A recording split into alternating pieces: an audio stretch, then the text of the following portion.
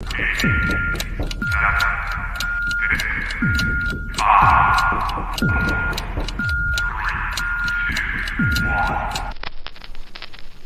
is the difference between being punk and being a punk? We are here to talk some punk rock, some music, comics, Punk culture, DIY shit, anything we want to talk about. That's what fascinates me. Give me everything. Absolutely everything. I find that music and comics have always been intertwined. Muckspout. Chicks dig it. Don't worry.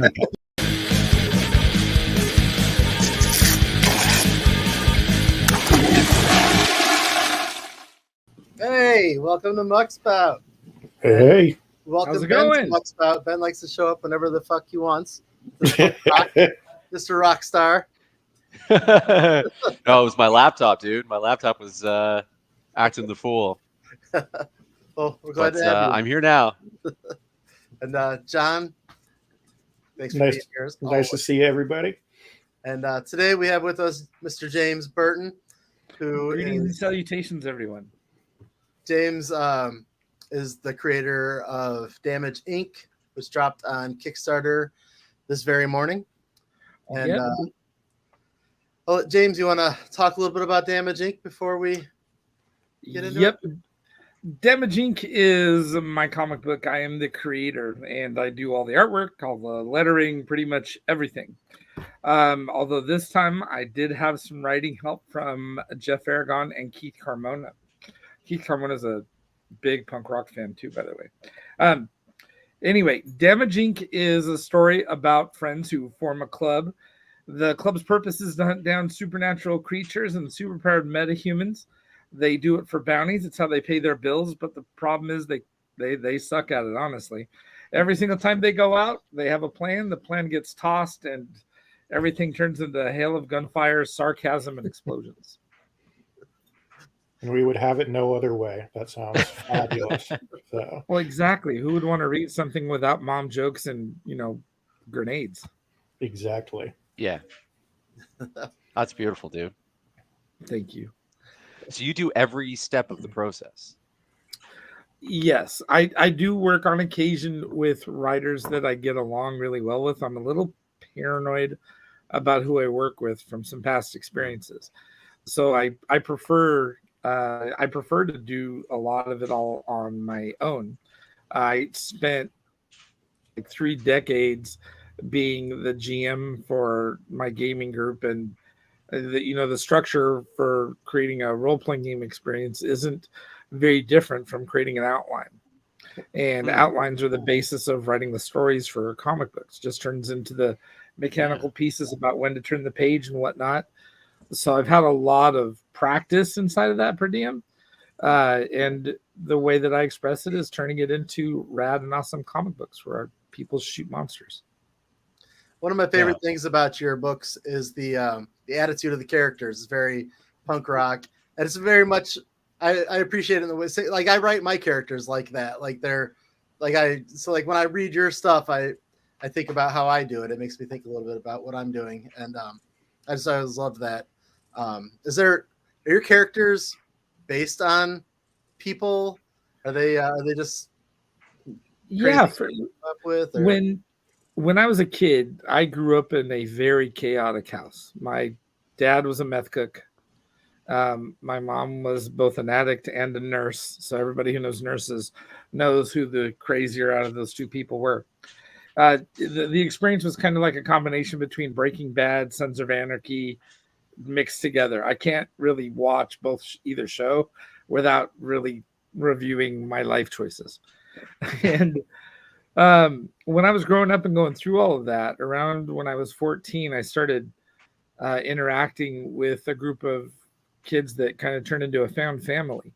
And the activity that we all rallied around was role playing. We played a lot of games that were made for superheroes and things like that. And then the particular game was called Heroes Unlimited. They have a book that not everybody has who plays the game that's all about modern weapons. It's basically a book about how guns work inside of the role-playing game. And the guns did all this, they all had all these side effects, and they end up being way more powerful than superpowers. So it really quickly turned into 5 14-year-olds hunting down superheroes and supervillains with shotguns. And each one of the characters is loosely based on the characters that were created at the table. For example, Gage. I just said that's very interesting. Oh, thanks. The character a lot of people like to make fun of, and he makes them laugh, is Gage. Gage is the really big guy in the book. He's a smart mouth, and he's always trying to catch everybody's attention as much as possible, because from his point of view, the bigger jerk he is, the more hits he's going to take, the less hits the rest of his friends take. And that's based on a friend of mine named Wayne. That is how Wayne behaves. Like we've been places, and we've been, you got those traditional little punk rock style moments where, you're 16 and 17 walking through a parking lot with 5 of your friends. And next thing you know, you're surrounded by 12 football players because one of you told one of them that their mom had sex with goats. And it goes at least one of them. At least one. Usually I'm the one who accidentally said that, but it was always Wayne that would like step in front of it and try to that's not how this is going to go. And it would turn in from there. Real quick, everybody ended up going through that experience more than once, because we I'm returned back to that town. We lived in this tiny little farmer town, and so there were these nerds that was us, and we were absolutely surrounded by every cliche you can think of. The football playing quarterback who has an attitude problem because you looked at his girl, or the other set of wrestlers that just really like to beat up people just to hear them make funny noises. Whatever version of that you want, that's kind of like the experiences we grew up in. We actually had a problem with a group of kids walking down the street that decided to throw oranges at us because my buddy's hair was green. That's a ridiculous example. We got that ended up 5 days later turning into like a 14 versus 20 confrontation in the parking lot. It just, and that kind of around there. Yeah, exactly. So that's the kind of stuff that happens in the comic book too, where, like, for example, in issue 3 and 4 of the volume 1, they're going to a punk rock concert to serve warrants on the owners of the club, and they end up in an argument about how badly they bust the club up, and that turns into a whole thing where they end up having to beat up a whole bunch of people as they're moving through the club. Makes the entire book kind of go off. So growing up there, is this environment kind of like in the comic as well? No, I haven't really included it in that, because I would probably say nice. I would never I wouldn't want to subject my mind to that over and over again. Those memories are already in my head enough. I don't need to bring them back out. True enough. However, I did read on the opening page of your new book, that one of the villains was based on a real villain in your life. I won't ask you to speak on that because it sounded like something maybe you wouldn't want to talk about, but maybe how's that experience of working with a character that is directly related to somebody that you had a bad time with?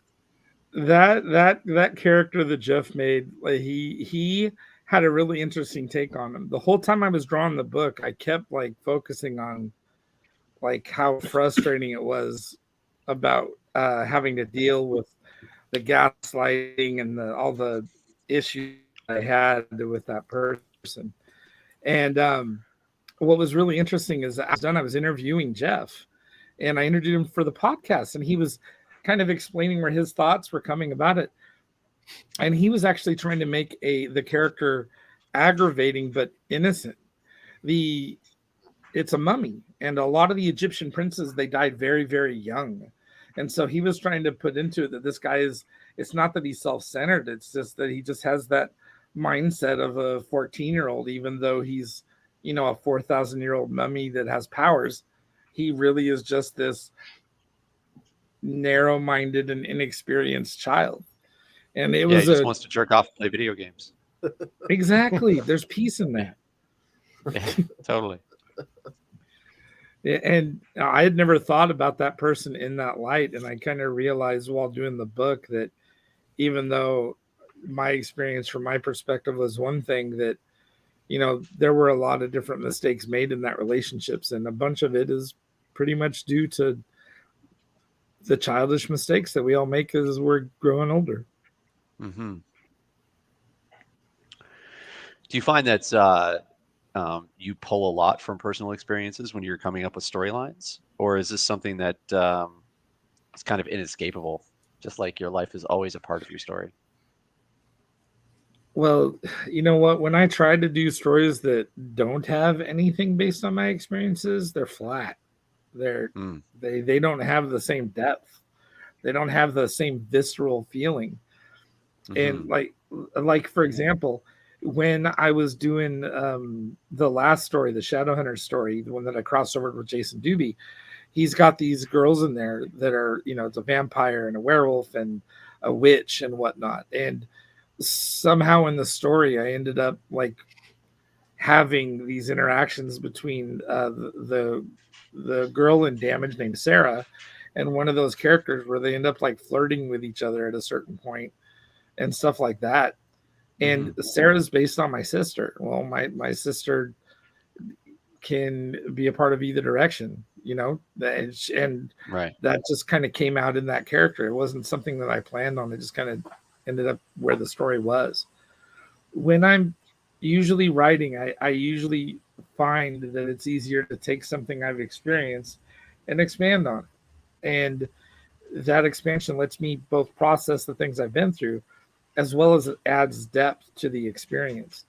Right. The one of the stories that's going to be coming up that's currently still in script form is got a story about a character that's only been mentioned but hasn't been shown, where the character is named Pitbull Jim, and he's the father to the main character Angry Brain, and like he dies, and there's all this processing they have to go through, and Brain holds it together, and then eventually like cracks. Well, Right. that's what it was like when my dad died. I held it together. I knew it was coming. I did all these different things to make sure stuff was going right for my family. And then one day, all the grief and everything that I'd been through between that and cancer, it had just piled up on me too much. And I cracked at work and ended up yelling at my boss and a bunch of other stuff. And that's never a pleasant conversation to have. Hmm. So Hmm. use that to try to add over to the story, you know, try to identify Right. with what makes us human. Now I want to go back to something else you said, because like it seems like there's two things. I find this as a writer myself is like I'm pulled in two different directions a lot of times. So you said that you do draw from life experience, that it like it injects the emotion into the story a Mhm. lot of times. But then you also said that there was something about a character that's just where the story went, and that you hadn't anticipated it. So like I find that that's really the two poles that I'm pulled between, is like drawing from my life and also not knowing where the story is going. So how do you find that balance? Like what where do you allow the reins to be just kind of released? In the first draft, I am sending the characters where I want them to go. Hmm. And in the outline of the first draft, I only tend to be very loose on my dialogue. In the second draft, it starts getting tighter, and then the characters start interacting with the story. When Hmm. that happens, the changes and the differences begin to kind of take a life on their own. The more I know the character, that Right. character Sarah loves to derail my thoughts. She was never supposed to be a part of any of the books. I literally put her in the very first issue, kind of as a joke that this little sister is saving the rest of them from a necromancer demon. And then the character just insisted that she was coming back. Yeah. And that's Jokes kind of never what die, happened. right? Exactly. And my sister's a huge punk fan. Like, she has been to way more shows than I have, like way more. Um, and in the story for issues 3 and 4, I got lucky by the way that I was on a podcast Neil and Annabelle's podcast, The Headyverse. And while I was talking there, another guest was there, and it was the band, the Bloodstrings. The Bloodstrings are a rockabilly band from Germany. They're extremely friendly. I love their music, and it's awesome. And they gave me permission to use them. Well, as soon as I decided there was going to be a punk band in the comic, I couldn't do it without letting that character be there. Uh-huh. Right. Just like any little sister, she's coming whether you want her to or not. And as soon as I made her a part of the story, she was just supposed to like show up and be in the first couple of minutes and then maybe show up at the end. And she ended up doing a lot in the book. As I wrote it, every time I went through another draft and every time I sat down to work out the dialogue, the character just took on more and more of that energy and was interacting with the other characters in a way I didn't expect. And I guess part of it's because the more you just know the character, the more the character can show you where it wants to go. It just feels more natural than trying to force conversation and force interaction. Like Man of Steel is a great example. Everybody loves that thing because Superman, gets to do Dragon Ball Z style fighting in it, and that's not something that you see in the old Christopher Reeves movie. I hate that. Right. Yeah, I'm not. Yeah. Man of Steel is a piece of crap. It is got garbage piled on top of grilled cheese on top of garbage, and I just can't even imagine a version of Superman that would want to let his dad die in a hurricane when he's so fast when he moves that nobody can see him. It doesn't make sense. Yeah. His dad's 300 yards away. I'm going to stay here and obey my dad. I kiss my ass. He's going to go over there and save him. Nobody who loves their dad's going to ignore a chance to save him from getting torn apart in a hurricane. Doesn't make That's no right. damn And sense. the whole point of superheroes is that they do the right thing, but they don't follow the rules. Yeah. You know what I mean? They don't do what they're told. That's why they have powers, Right. so that they don't have to do what they're told. Yeah. The powers So, are a yeah. metaphor for all of our immature power fantasies. Superman doesn't have to make Yeah. that decision. He just has to do everything. That's right. Exactly. He knows the right thing to do. He's not asking for permission. Yeah. That's why Jonathan Kent dying of a heart attack later on outside of Superman's control is such a good experience for the character. And choosing that was such horse garbage. And that's what I mean. Like when you know the character, you can listen to that character. The character's going to tell you what they want to do as you're writing. Mm-hmm. If you don't take the time to get to know the character, you end up forcing stuff to happen. And that's basically Yes. a metaphor for every committee made piece of garbage on the planet. I'm glad we got into this because I have a bone to pick right now with the way that television and movies are being written. And I try and do a lot of personal inventory and make sure that when I have an opinion that it's not just like nostalgia talking or like, some previous experience talking, but like legit stories suck now. And I won't say all of them. Like there's always gems. There's Everything Everywhere All at Once was fantastic. But I'm more talking about the large franchise owned stuff. Like when I look back at the good Marvel days when I was a kid and I was just learning how stories get told, they weren't all good, No. But the ones that were good, they were exceptional in how they included the reader in the experience of the story, and the characters were authentic. When someone like put their life on the line, they died. Yeah. And it meant something. And I feel like a lot of times there's like this. It feels to me when I'm watching a lot of these movies, particularly the latest few Marvel and a handful of the DC ones, though I've enjoyed a couple as well, is that they have this like conclusion that they've already determined, and they're just working backwards from that, and they're like, oh no, that can't happen because then we can't have the conclusion we want. Mm-hmm. And so it loses a lot of it feels flat, like you said before. Well, So one I big was problem curious the if way you could- I see it, sorry, go and ahead. I completely agree with you that there is a lot of crap and that there are gems. There's 2 points I would probably point out to you about that. Item one, there's a lot more out there than there was when we were children. Oh yeah, it's Too true. much. Yeah. When I watch stuff out of obligation, and I hate that. Like, for example, I like Star Wars. I love Star Wars. But in all honesty, one of the things that made Star Wars the goddamn Beatles of science fiction, there was nothing else. Yeah. They were the only game in town. Yeah, there was just these tiny little projects that would happen that maybe were good for 2 seconds and then would fall apart. Like, I mean, come on, Battle of the Worlds. If you ever watched that from back then, that thing is atrocious. There's a cowboy eating hot dogs in space during a space battle. Somebody thought that was a good idea. So that's a fair point. What we're experiencing is just there's a law of averages. 80% of awesome is going to be made by 20% of the projects, and the other 80% is going to be garbage.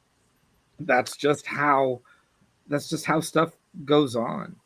And part of it's that, and the other part is this: when you make things to make money and you're guessing what's going to make money, you are not doing it to tell a story. You're doing it to make money. That means that each movie is going to be made by committee. That means that instead of getting one story writer, you're going to get 18 different versions of whatever it is.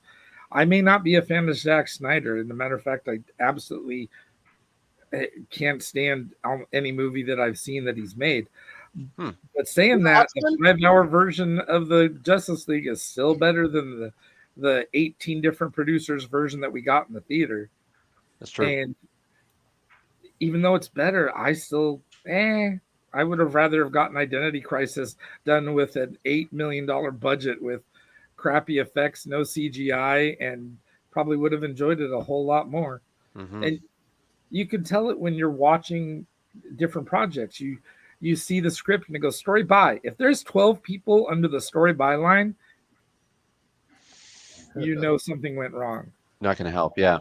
Right. And totally. I've been watching Secret Invasion, and it's like Invasion 95% fluff. Like, it's driving me nuts right now. It was clearly supposed to be like a movie, and they dragged it out into a 6-hour series instead, and I can't.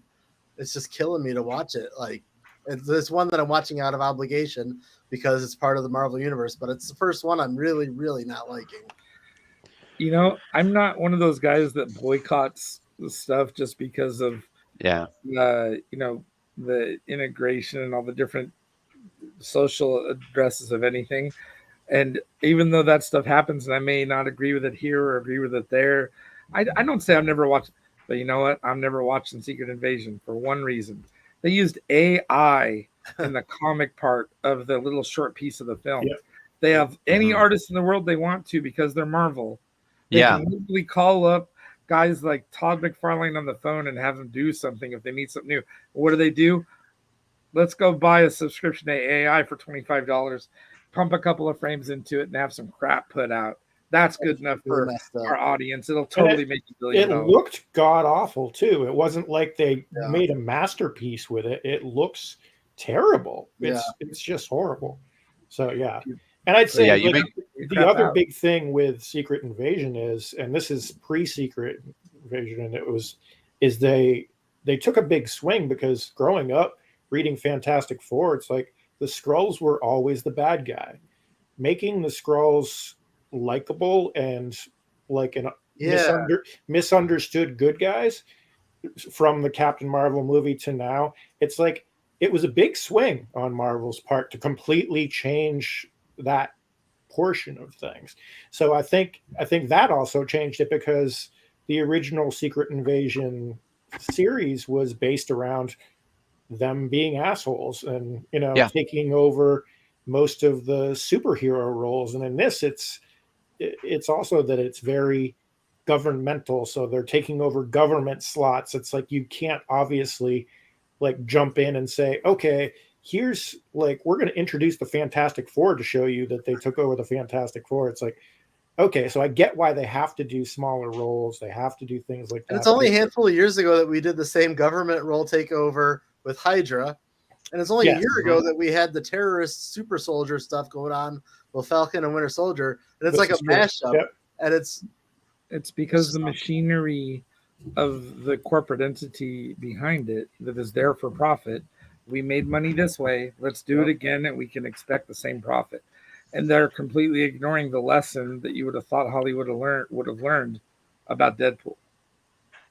And yeah, and honestly, it's like it's TV and film repeating the same formula that we've talked about at length here about the music industry, which is they find a chord progression that sells 1 million records, and they go, okay, let's make every song that chord progression for the next 20 years.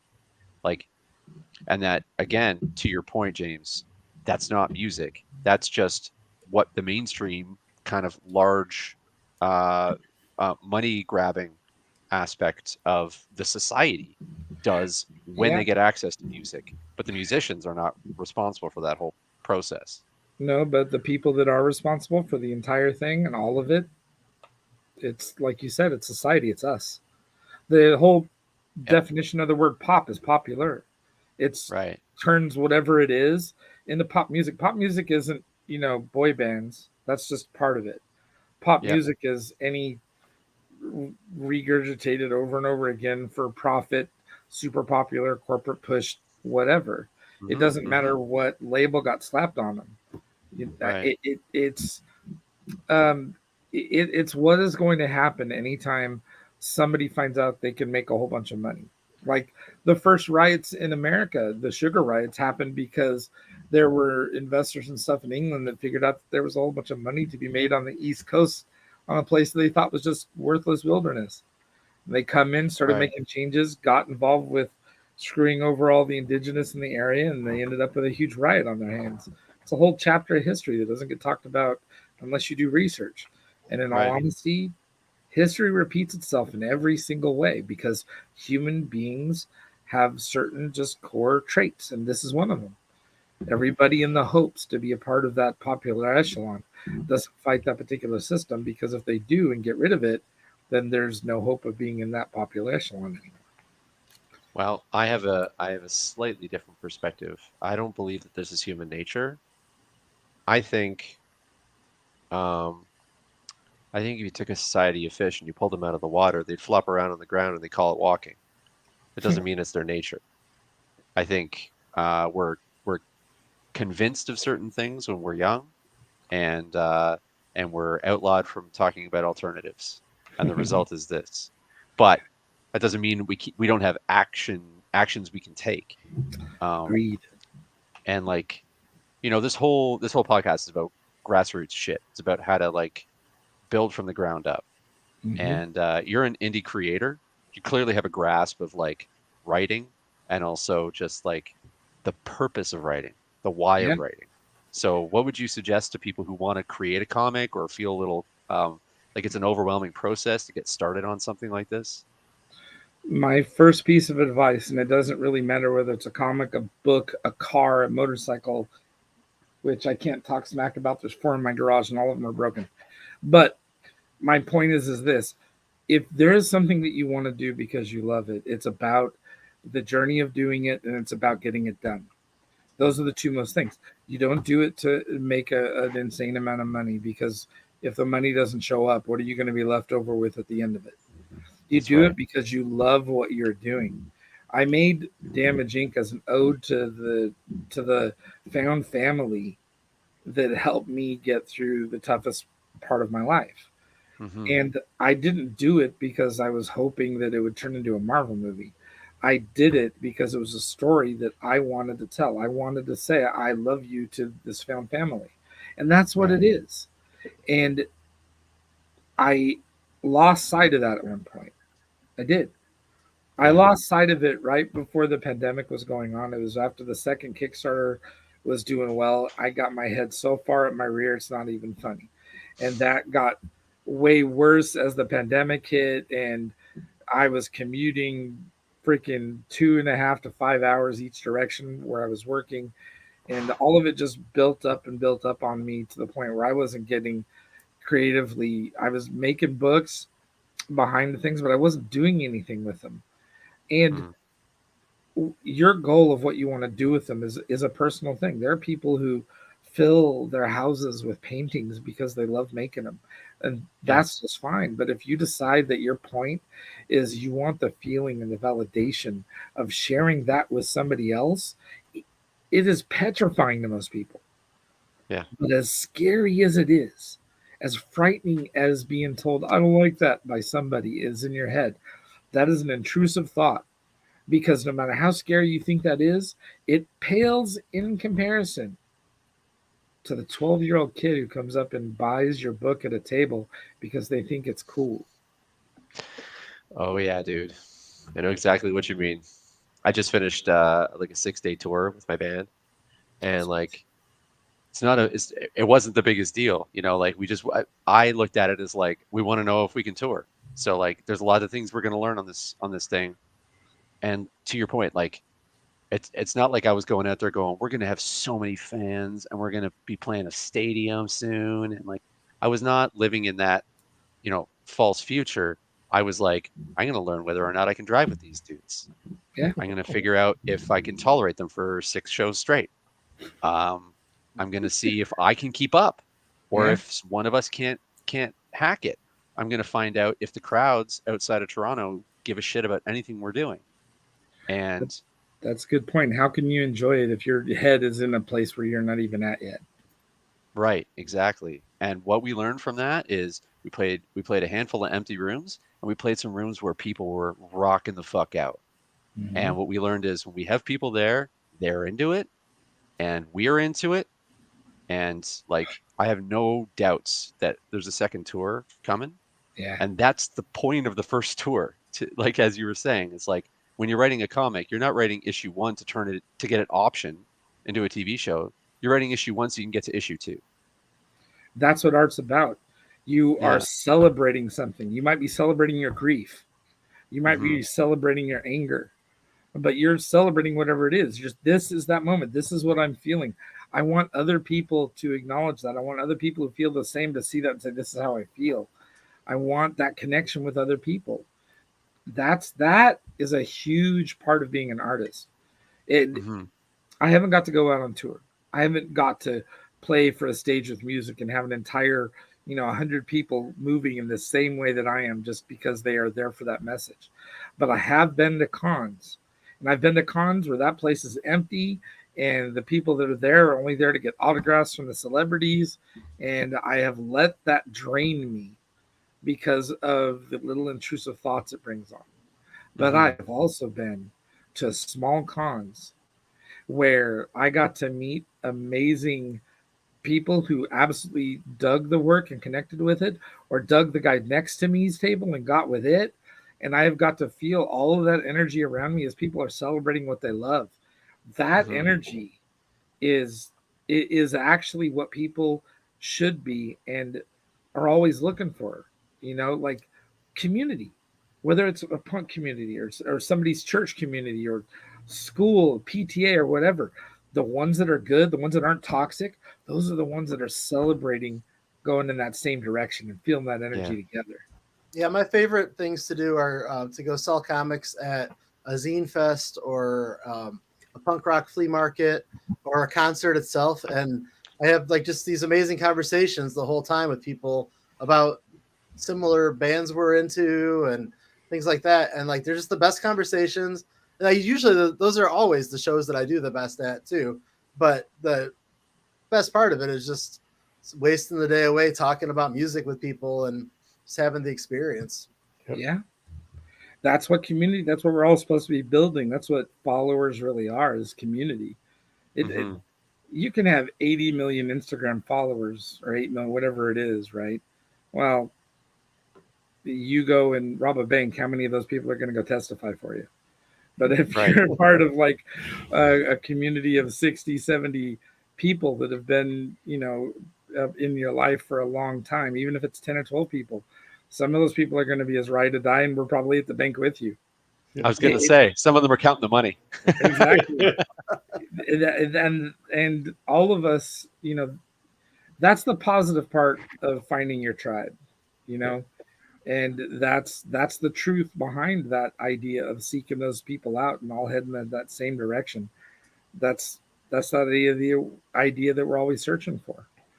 And that's truly what it was about doing Damage in the first place.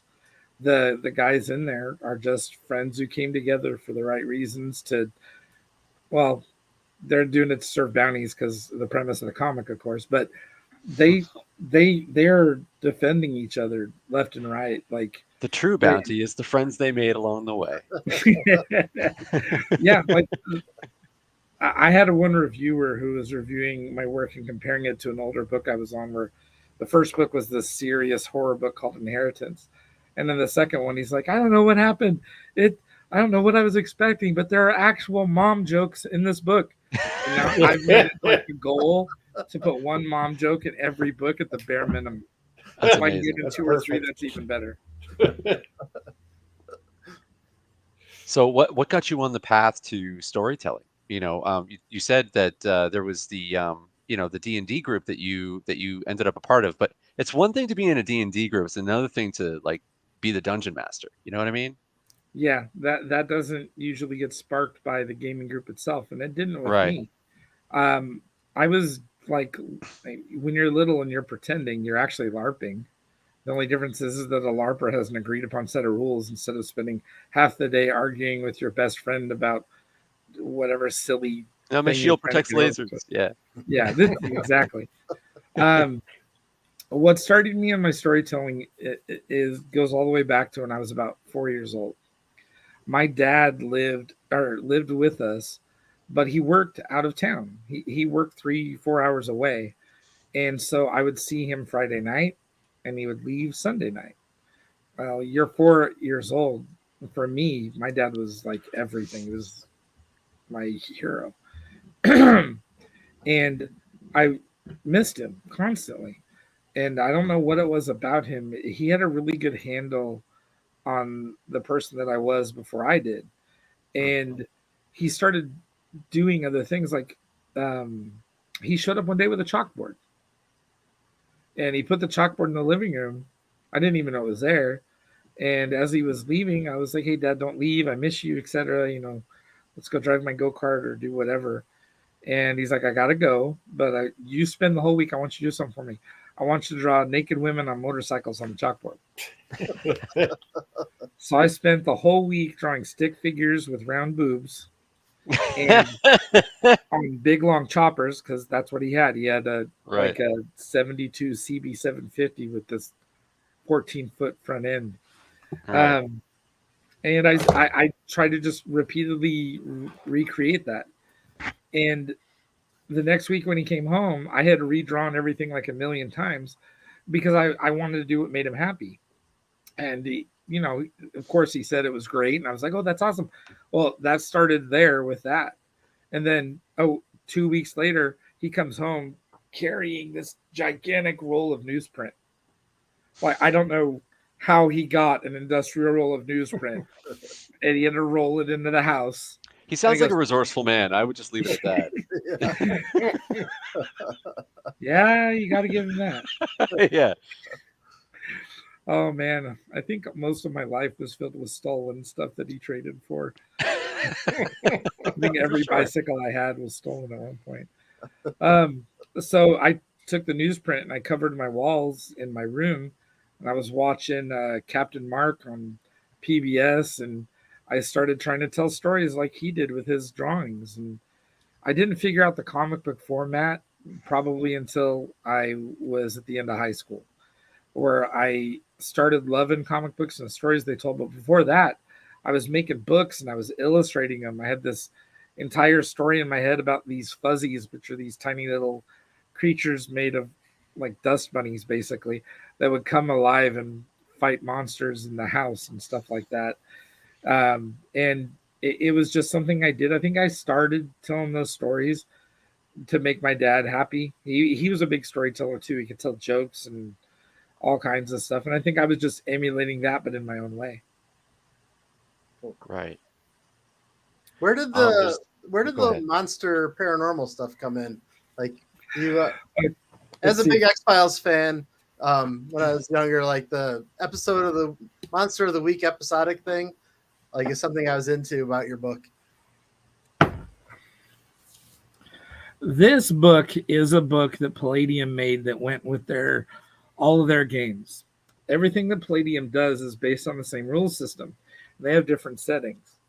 One day, I remember getting into an argument with all of my buddies where they were basically bored with the fact that they had killed all the supervillains in the book we were using.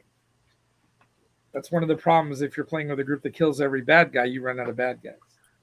So I started grabbing other villains from other stories, and I realized that they had way more trouble fighting supernatural ones than they had fighting others because they were immune to certain things.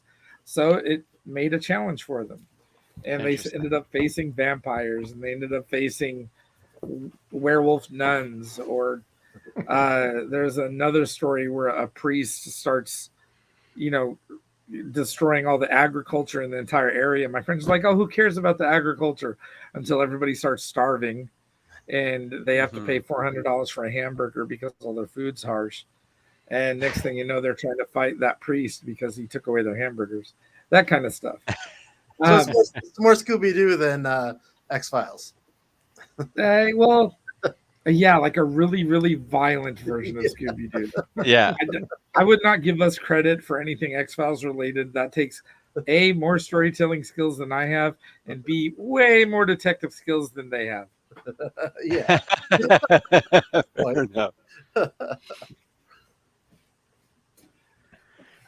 So I also noticed your dialogue, your characters are incredibly sarcastic a lot of the time. Yeah. And I've always how people are in my life. I was gonna say there's a correlation to me between extreme sarcasm, of which I also have, like, in spades, and being the underdog, being the person that's overlooked. So, and we love underdog stories. So I was wondering, especially you and I have both played a fair amount of Dungeons and Dragons, I would imagine, and we know the difference between an underdog and a power gamer, and we can tell those power gamer stories too, those power fantasies. Why do you go with the underdog?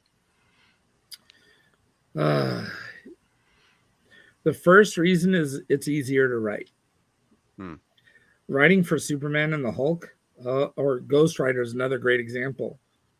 Dude, those characters can walk through a tank. What are you going to challenge them with? Another guy that walks through a tank? Well, like part of the Flash TV show, right? But I love the first 2 seasons, right? Well, on season 8, by the time you've gotten through your 7th speedster confrontation, you can't keep doing the same thing, man. Yeah. Right. It gets old. But with an underdog, you can bring out all kinds of different challenges. One of the reasons why I started doing the Damaging comic, when I was choosing which one of the stories I wanted to do from the different stories that I make, one of the reasons why I went with them is because there's a very wide range of villains. I've got a story that's written but not drawn yet where they fight a plant. There's another story that I'm working with Jareth Aragon on, where there's goblins just running amok in a town in Louisiana. And there's a reason for it, but they don't know that. They're just showing up to try to deal with these goblins that are basically running around like the Gremlins movie. It let me... I like to vary my stories. I do not like to use the same villains over and over. It's not just that my buddies never left somebody alive after they confronted them in the game. That was part of it. But at the same point, man, writing that guy over and over again is also boring as hell. Oh, big reveal, the big bad is da, da, da, da. Oh, the same guy you've already defeated 4 times. Right. How many times can Batman face the Joker? How hard is it to make that character creative every single time? Well, yeah. It's not easy. That's why Harley Quinn exists, to make that character more interesting. And she ended up becoming so interesting that she's getting more stuff than the Joker nowadays. You have to kill your babies, as they say, right? To a degree.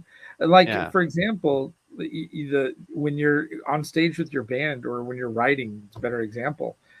I've been to jam sessions. My buddies had a band when I was a kid, and I would hang out with them and draw while they're playing music. Those jam sessions are never themed. Somebody might do something that sounds a little country in a freaking emo band, and then they play off of it and turn it into something else. Nothing Else Matters is an awesome song. It sounds nothing like anything else Metallica ever did. That's right. And it doesn't devalue it. It just means that the band had an interest in doing something like that.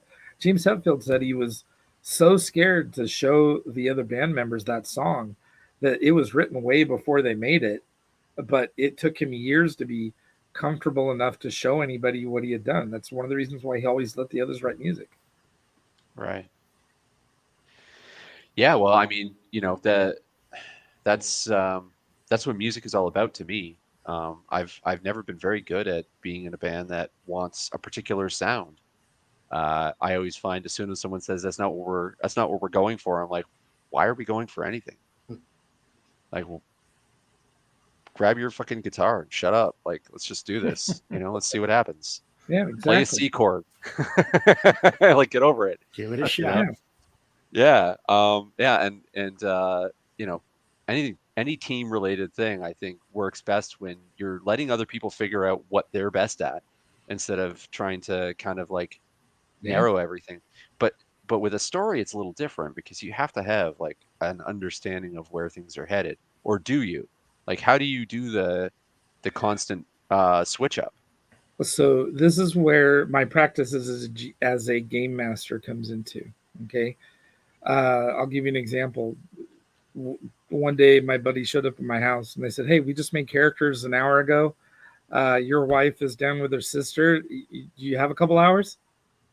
Okay. And I had to make up a game on the spot that turned into a 2-year campaign. Holy shit. I didn't have some goal when I sat down with them. For the first 5 levels, their entire story was them against one halfling with one arm. And he would just cause them trouble everywhere they went. One of the guys got stuck on a corn silo. Another guy got tied. It was all stuff I was pulling out of thin air. I tend to go into it with just a rough outline of the way things I want to go. And if the characters derail where I want to go in my head because it doesn't make sense, or as I'm writing it out, it wants to go another way, I'm okay with that. It just means, all right, I got to recalibrate and we're going that way. I'm perfectly okay with that. And when it comes to, like we were talking before about letting the characters have their own voice, if those voices go a different direction, I don't force them back the other way. I have to have my scene that, like, in 100% honesty, the writers that I tend to work with don't do that. I've had my experiences with writers that do that. And in all honesty, I don't even want to have a conversation with one of them. If the writer is so tied to his idea that his idea is perfect and we're going to break all the rules and become the greatest creators ever, I'm done and out of the conversation. The people who choose whether what you are doing is epic or not are the people reading it, not you. Yes, totally. And the more you try to make it that by, I have the greatest idea. No, you don't have the greatest idea. Writers, all writers, just so everybody's aware, you're all full of shit. None of you are the greatest writer. Everybody's had this idea. Now go and execute it in an awesome way. And that is what's going to determine if you're a badass or not. Yeah, it's not as much about the type of story you're writing or the type of characters you're creating. Is it your story? Yeah. If it's your story, then people will eat that shit up. I had a similar experience to what you're talking about when I was writing the end of. I've been working on a novel for like half my life. Sweet. And when I reached the end of it the first time, it's getting almost complete now. Just I distract myself with bands and podcasts and other stuff. But yeah, I got to the end of the book and I had originally in my head, I had this heartfelt conversation between 2 brothers who are like kind of main characters. and I thought it was going to be this great cathartic moment where they can work some things out. And then I got there, and I was ready to write the conversation, and I thought, okay, what would so and so say first? And then I had this thought. I was like, you just punch him in the face. I was like, all right. And I wrote it, and it turned into this epic drag out fight between the two of them and escalated from there. And when it was over, I read it back to myself and I was like, that is so much better than my idea. Exactly. I didn't come up with it. I just wrote it out, but like, it's so much better. Because that part of you that created them, that voice that they became, kind of led you through it, and you let it happen. There are writers who do stream of consciousness writing, like my sister Kira, and that's her writing method. She doesn't start with an outline. You know, she just goes at the story and lets the story take her where it's going to take it. She's very open to that. I like having the outline first and trying to hit my beats and staying a little bit mechanical, but I really let the dialogue scream out the voices, and sometimes the dialogue will shoot the story off in a direction. But when it comes to certain things, we can just get certain scenes. Creators can get really tied up, like really, really, really tied up, and you have to be able to change with it. You know, like successful stories that are interacting with a fan base, which is what periodical, episodical storytelling is, whether that's multiple albums of music or multiple issues of a comic book or multiple novels in a series. That's what all of those are, whether we understand it or not. A book comes out, interacts with the fan digs it, the next book, back and forth and back and forth. Right. You can't have that energy if you're so tied down to a thought that you're getting somewhere, whether that's where the fans and the characters want to be or not. That's how you end up, like I said, with that's how you end up in those situations where Jonathan Kent gets killed by a hurricane. Right. Yeah. I think it goes for music too. I think we're talking about art in general, where like, you know, there has to be an honesty to it. And if you're not being honest, like people know, man, they can read it. That's a lot of the stand-up stuff too, is like, you know, there's a lot of really stand-up that is definitely considered offensive, but when I hear it, I think it's hilarious. I know it's not appropriate to laugh, but I know it's hilarious because it's coming from an honest place. That person is speaking what they believe to be true, and they're like not necessarily true, but what they believe to be funny. I should say, right? And comedians are there to provoke a reaction and to make you think, and some of them go really far. Yeah, and when I get that feeling of like, whoa, I'm like, you got me. Well done. Also glad I'm not you. Right, yeah. I wouldn't say that in public, but yeah, you enjoy that follow-up conversation with your wife tomorrow. Totally, yeah. Yeah, totally. But yeah, that's exactly right. We're supposed to provoke a reaction.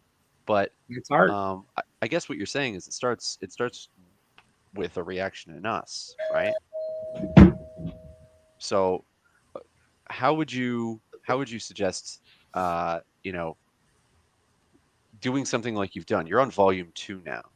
How do you turn this into a continuous process rather than just kind of like a one and done? Well, I don't think that there's a special key ingredient or key process that works for everybody. Some people wait for inspiration. Some people keep making drafts until something feels right. They muscle through it.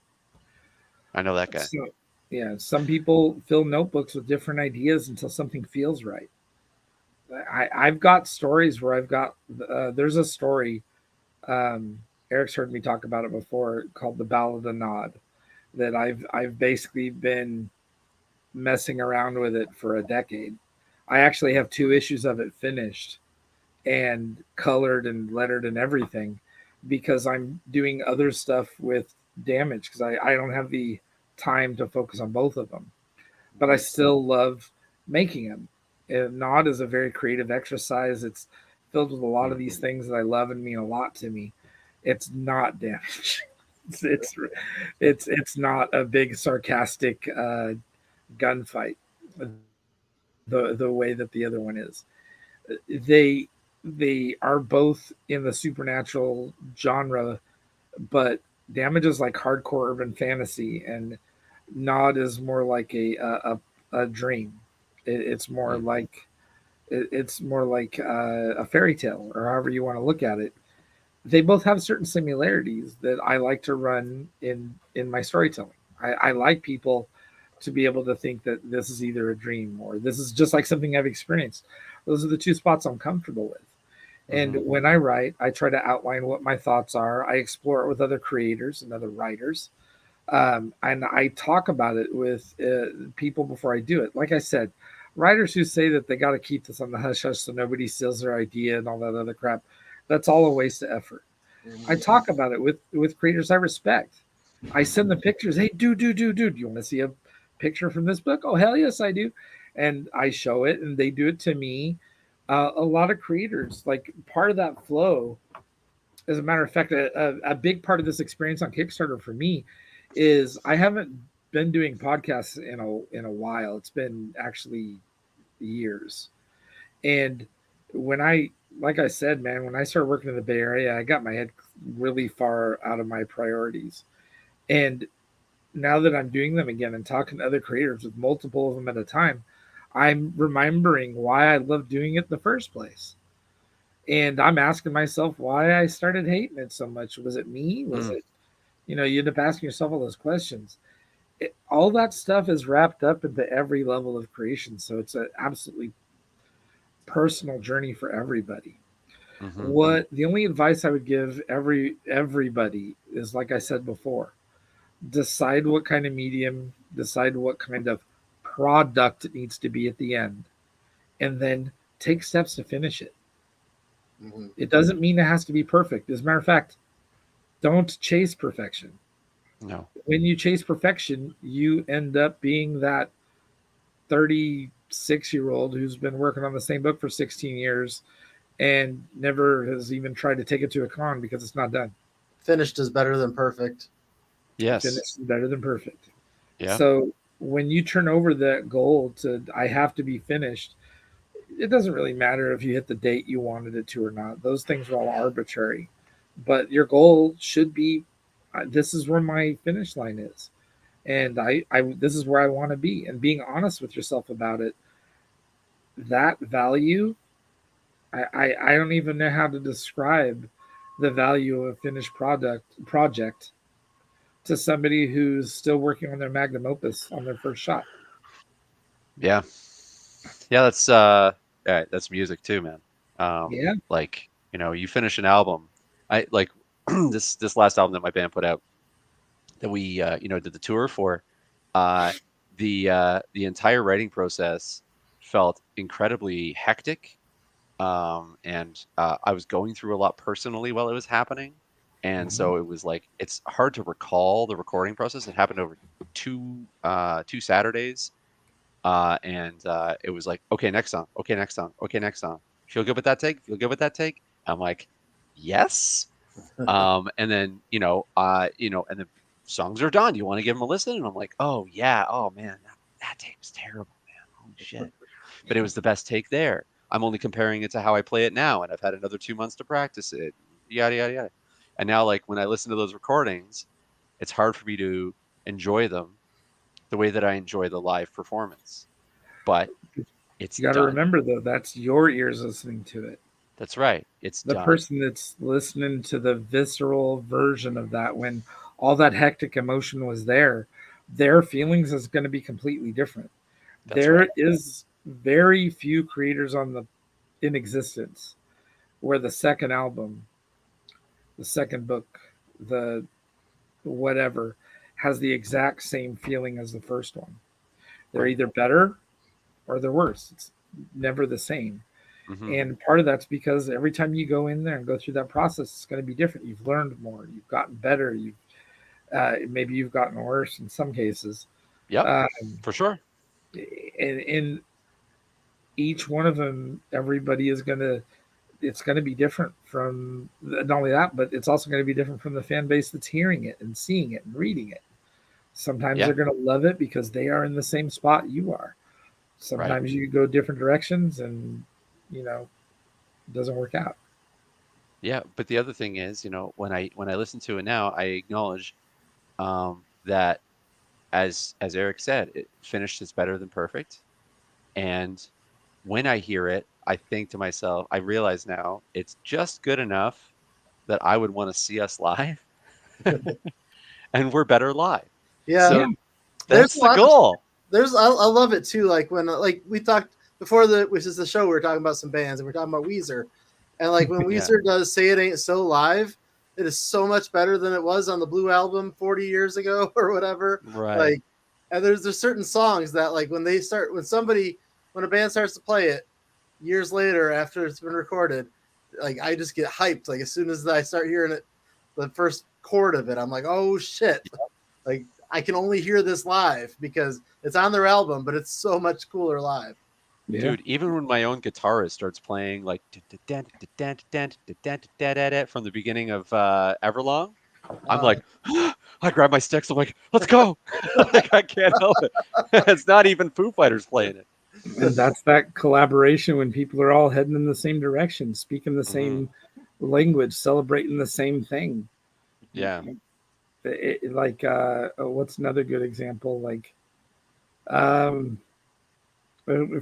for me, I can feel that way when there's certain books that I'm reading or seeing visually. There are certain artists that get me that like immediately. Like I pretty much have everything Sam Keith has ever made as an example. I love his style and Sam Keith, yeah, exactly.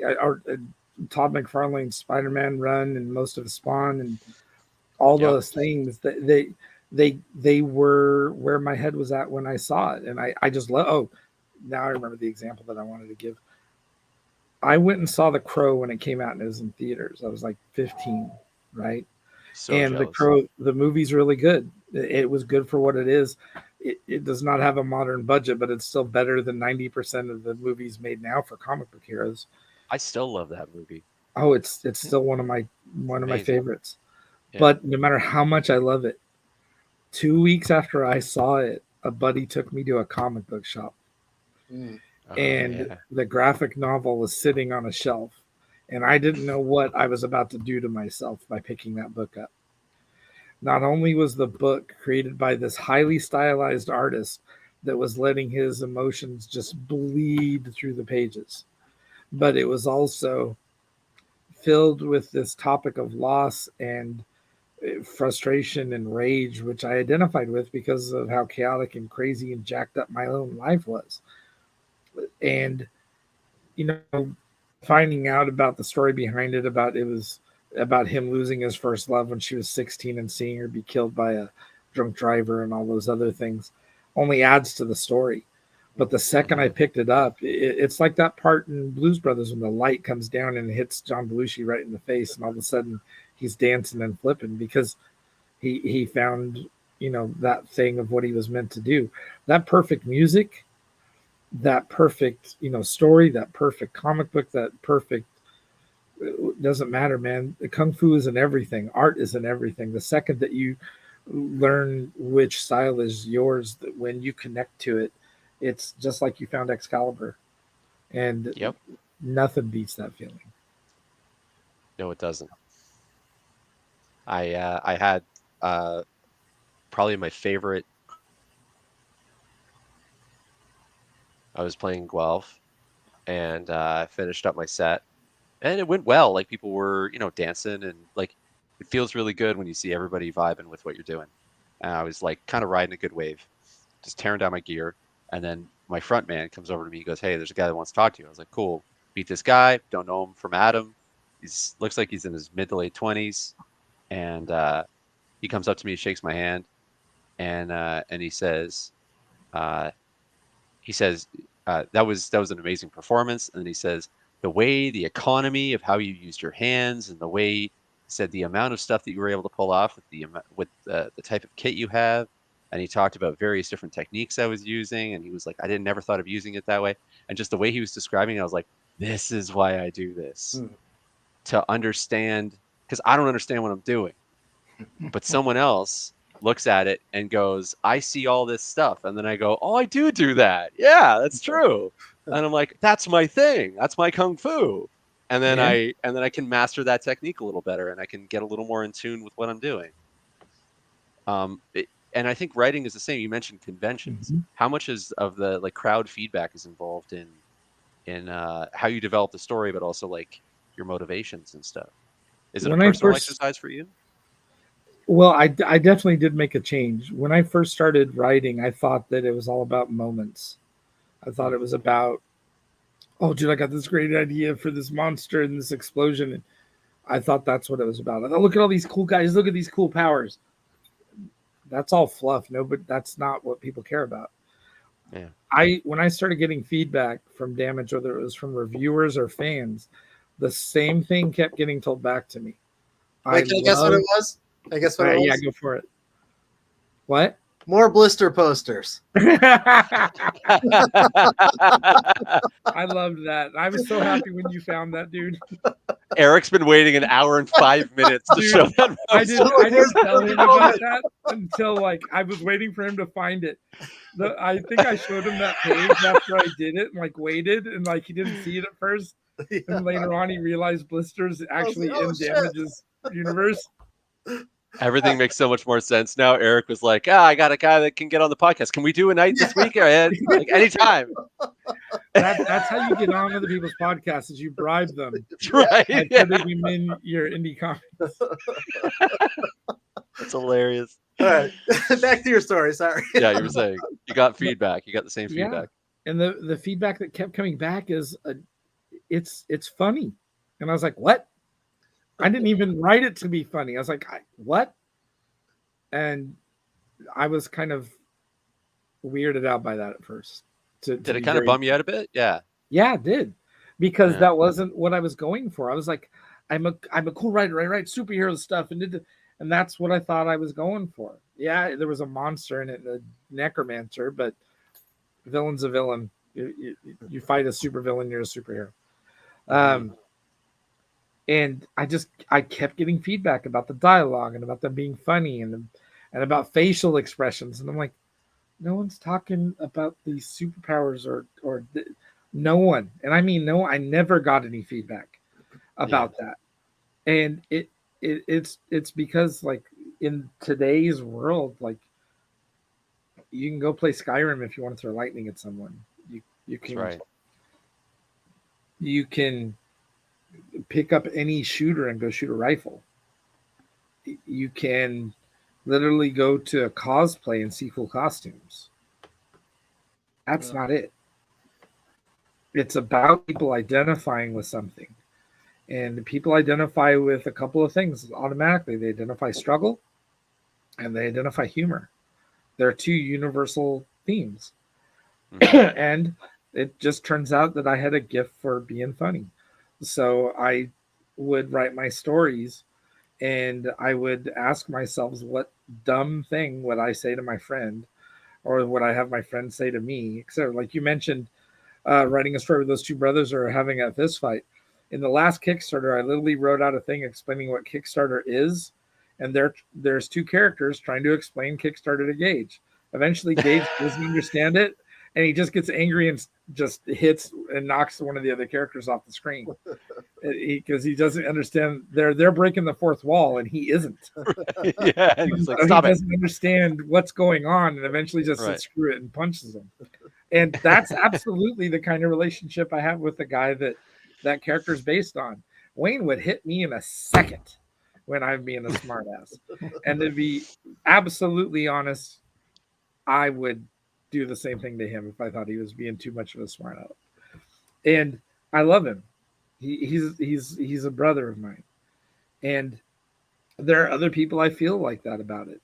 One of my favorite experiences as a reader was reading Drew Hayes's Poison Elves. Anybody who loves black and white books should read Drew Hayes because all of his stuff is black and white. He was a massive punk fan. The characters in it, everything, like the characters will be walking down an alley and there's literally like goblin sex wanted posters on the wall, and There's everything in it is like this just hardcore, visceral, mid 80s East Side of New York, like crazy punk feel in a fantasy world. But the part that I love the most is, even though I found that setting awesome, my favorite parts are when he is at a bar trying to get drunk and he's surrounded by his friends. And he is talking to them and they're making fun of each other. And one of the guys steals his girl in the middle of the conversation and he ends up having to go home and fight a purple pirate. There's those moments that's where I felt the most identification with that character. And this is, besides The Crow, Drew Hayes' work is probably the other one that I connected with. It's basically Drew Hayes, James O'Barr, Sam Keith, and Eastman and Laird from the Turtles. Like my love for comic books came from reading them when their stuff was brand new. And then later on I found, Jim Lee and Todd McFarlane and all the guys that are just like the beautiful, sexy model version of that. But the gritty, the weird, the odd, those off-kilter things, I just identified with them more. And that's what I loved about those. And it turns out that got mixed into my writing. And that love that I had for it, I wasn't my goal, but it was coming out. And so now I lean into it. I lean into it as much as I can. Any moment that the characters can to be making fun of each other, like in this book.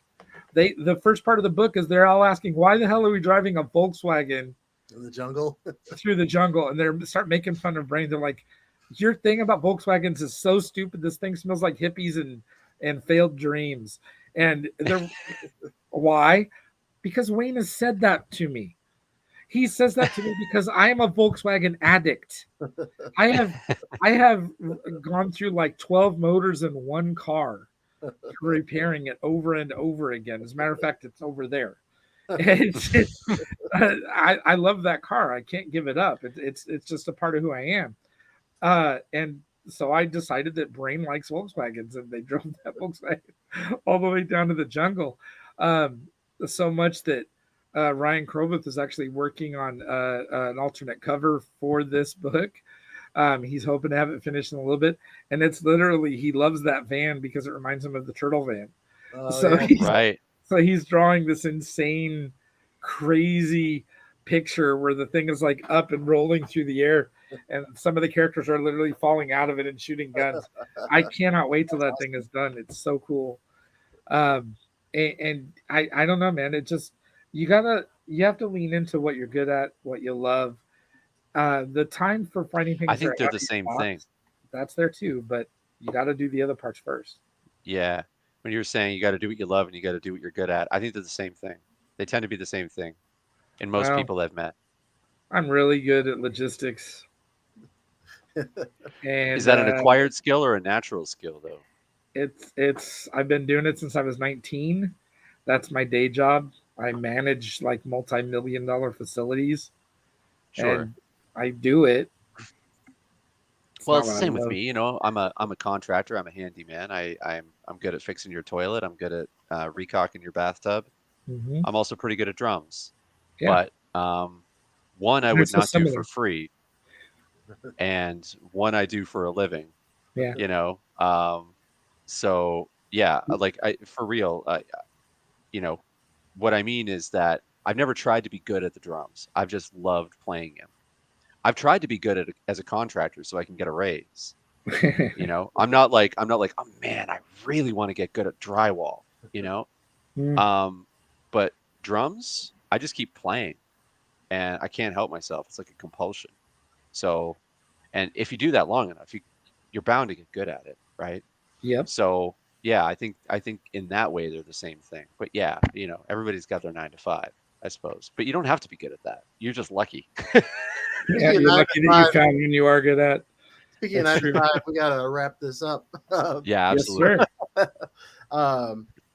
James, why don't you run us through the theme of the book and tell us where to find it again? The theme of the book is an episodic Monster of the Week joy jaunt with a bunch of friends who are sarcastic and like making fun of each other's mothers. If you are looking for it, it is up on Kickstarter right now. You can also find my website, angrybrainartworks.com. I'm also a member of Scattered, which is a publisher up here in Sacramento that we also have a website. I believe that is Scatter Comics. And as far as finding me else online, I'm on Instagram at James Burton II, and I can be found on Facebook as well. Awesome. Really glad we got you on here. Yeah, great. It's a pleasure talking with you, man. It's a fantastic conversation, gentlemen. I do appreciate your time. Thank you for coming on. Yes. And Ben, John, it's always nice to see you. Next week, we're going to, or not next week. Next week, we aren't doing one. The week after, we're going to have Ben and maybe others from his band on to talk about the recent tour where Ben got a finger in his ass. So, that. Ass crack. There's a difference. When you're that close, the distinction stops being relevant, especially when it's a stranger. I don't know. When you're that close, I think 2 inches matters a lot. Well, it didn't feel like it mattered that much at the time, I'll be honest. That's I was because like, little to the left. inches. It's itchy. Well, that's our tease for next week. That's how you open next week's podcast. Today we're talking about ass crack. How close is close enough? Looking forward to it. Thanks, guys. Thank you. Hey, you made it through an entire episode. Good for you. If you're looking for more, give the rest of the channel a look. And be sure to subscribe so you don't miss an episode. We'll catch you fuckers next time. Later.